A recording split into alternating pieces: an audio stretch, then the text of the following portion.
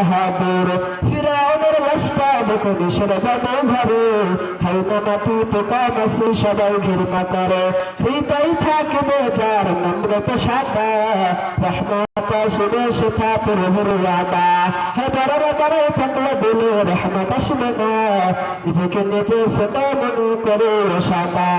উসরে জমিন থেকে পানি নিচে জমিনে যায় তেমনি খোদার রহমত আসে নম্রতা রওনা দুঃখবিলাসের গাড়ি গাড়ি তোর হেরাবে সব থাকতে সময় স্মরণ করে আল্লাহ আমার রব থাকতে সময় স্মরণ করে আল্লাহ আমার রব আল্লাহু আকবার বলেন